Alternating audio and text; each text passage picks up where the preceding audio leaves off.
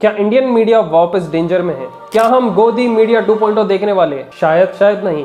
आप लोगों को बता दें कि जून 23 को कॉमर्स और इंडस्ट्री मिनिस्टर पीयूष गोयल ने एक इंटरैक्शन मीटिंग हेल्ड की थी। डिस्कशन में पार्टिसिपेट किए थे, उनमें थे विवेक बिंद्रा, गौरव चौधरी, विराज सेठ, गणेश प्रसाद, प्रफुल्ल बिल्लोरे और ढेर सारे अलग मशहूर यूट्यूबर्स। यहाँ पे ये इन्फ्लुएंसर्स के साथ तकरीबन 5 घंटे तक इंटरैक्ट किया गया। मिनिस्टर ने फीडबैक लिया यूट्यूबर से कि कैसे गवर्नमेंट के स्कीम्स को प्रोपोगेट कर सकते हैं ऑडियंस तक। तो वीडियो एंड तक जरूर देखो, क्योंकि ये चीजें आपको दूसरे यूट्यूबर शायद ना बताए।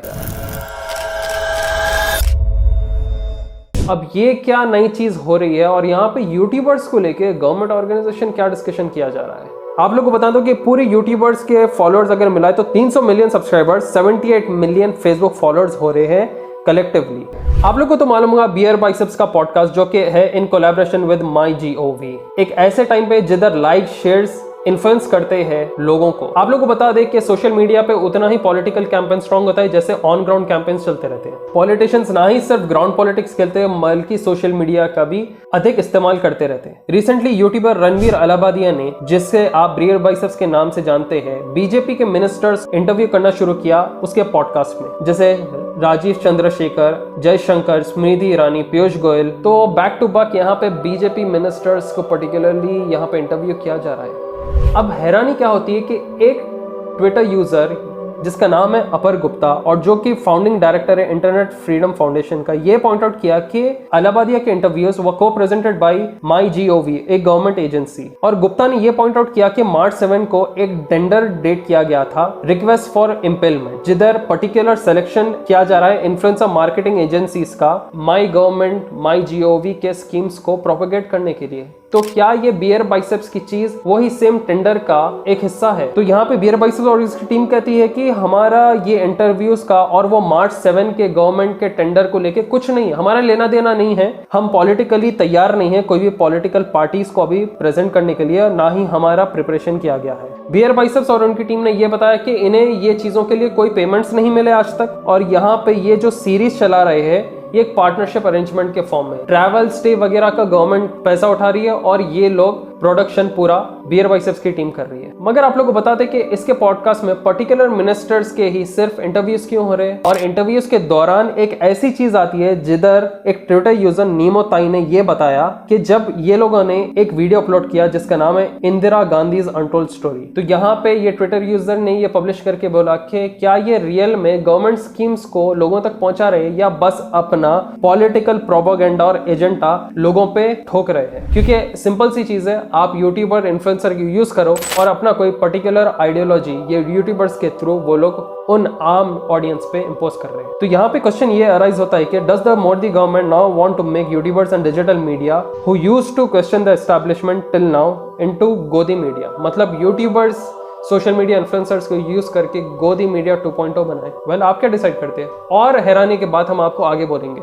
आप लोगों को तो मालूम होगा कि सोशल मीडिया पे गोदी मीडिया के नाम से अभी करंट रूलिंग गवर्नमेंट के खिलाफ कितने मीम्स बनाए जाते थे। इतना ही नहीं, यहाँ पे ये पॉपुलर टर्म गोदी मीडिया कॉइन किया गया था एक्स NDTV जर्नलिस्ट रविश कुमार की तरफ से, जिधर ये बचाया जाता है कि जो रूलिंग एनडीए गवर्नमेंट है वो कैसा प्राइम मिनिस्टर के माउथ पीसेस बने हुए हैं। मतलब कि सिर्फ करंट रूलिंग गवर्नमेंट की तारीफ करते रहना, अगर उनके कोई खराबी या बैकलैशेस हो उसे मीडिया में पोर्ट्रे बिल्कुल भी नहीं करना। इसलिए यहाँ पे लोगों ने क्या किया, इंडिपेंडेंट मीडिया हाउसेस को सपोर्ट करना शुरू किया और बास चैनल्स को आम सी आवाम ने गोदी मीडिया का नाम टर्म किया। आप लोगों को बता दो कि फ्रीडम ऑफ स्पीच जो है एक फंडामेंटल राइट है, जिधर आप अपनी आवाज उठा सकते हो और क्वेश्चन कर सकते हो करंट रूलिंग गवर्नमेंट पे। मगर क्या यहाँ पे फ्री स्पीच को दबाया जा रहा है? क्या लोगों में खौफ बैठा हुआ है कि अगर वो अपना मुंह खोलेंगे तो ईडी, सेंट्रल ब्यूरो इन्वेस्टिगेशन और ढेर सारे हायर अथॉरिटीज के रेट्स पड़ जाएंगे इनके ऊपर? और आप लोगों को बता दें कि इंडिया की रैंकिंग प्रेस फ्रीडम इंडेक्स को लेके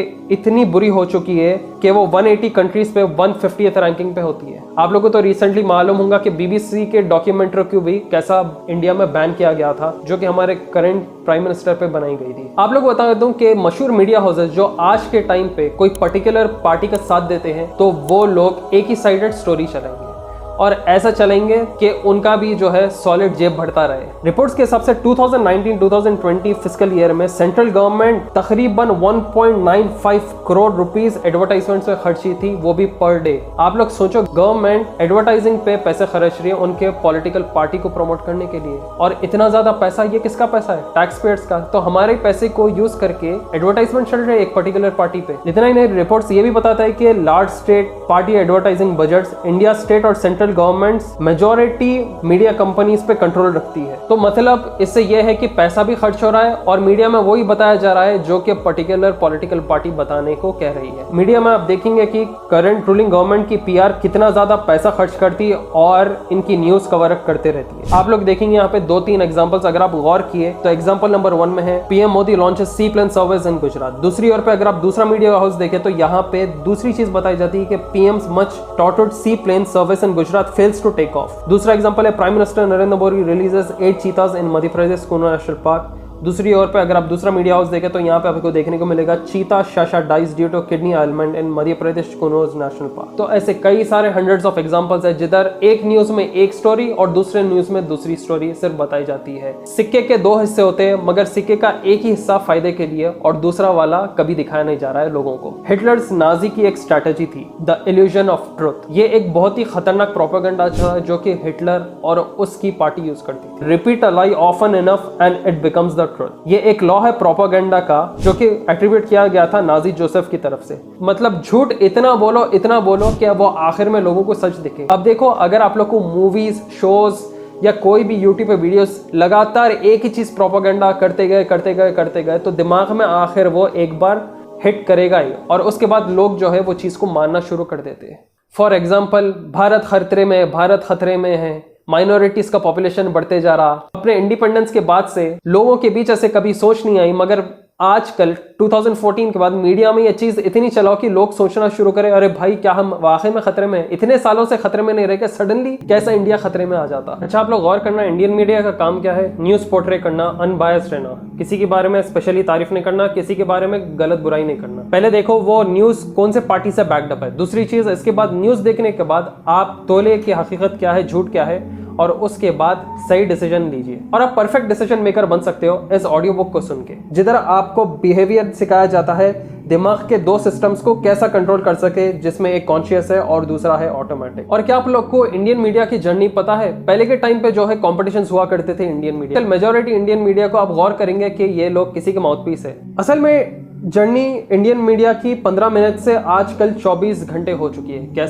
कैसा दूरदर्शन से लेके आजकल फेक मीडिया आपको देखने को मिल रहा है। इसकी भी ऑडियो बुक आप जान सकते हो और इंडियन मीडिया की हकीकत जान सकते हो। ये दोनों ऑडियो बुक्स अवेलेबल है कुको एफएम पे, जिधर आपको जानकारी मिल सकती है यूपीएससी से related, self knowledge, self awareness, motivation, business tactics और ढेर सारे बायोग्राफीज। कुको एफएम इंडिया का लीडिंग ऑडियो बुक प्लेटफॉर्म है और यहाँ पे लोग कंटेंट को सुनते हैं, जानकारी पाते हैं, वो भी लाखों घंटों की। इसके अंदर स्लीप मोड फीचर है, ड्राइविंग फीचर है और नोट्स बनाने का भी फीचर है जो कि आपको मदद करता है। और अगर आप हमारा कोड यूज करोगे TB50 तो फर्स्ट मंथ का सब्सक्रिप्शन 50% के डिस्काउंट में मिलता है। आप सोचिए 10,000 से ज्यादा ऑडियो शोज इसके अंदर है, 10,000 से ज्यादा किताबें खरीदे तो हजारों लाखों रुपये हो जाते हैं। आप ये QR कोड स्कैन कर लीजिए और आप कुको एफएम डाउनलोड कर ले सकते हैं। ये बहुत आसान सी चीज है जिसकी वजह से आप अपने फ्रेंड्स और फैमिली के साथ भी ये चीज को शेयर कर सकते हैं। कैसी भी जाइए चेकआउट करें, इसका लिंक मिल जाएगा नीचे डिस्क्रिप्शन में। तो ये एक स्ट्रैटेजी ऐसी भी थी कि इतना झूठ बोला कि झूठ आखिर सच लगे। आप लोगों को बता दें कि सबसे ज्यादा मशहूर पॉलिटिकल कैंपेन्स विद एडवर्टाइजमेंट्स ये की गई थी प्रशांत किशोर की तरफ से। ये ही मेन आदमी है जिसने नरेंद्र मोदी को एक बढ़िया पॉलिटिकल ब्रांड बनाया था।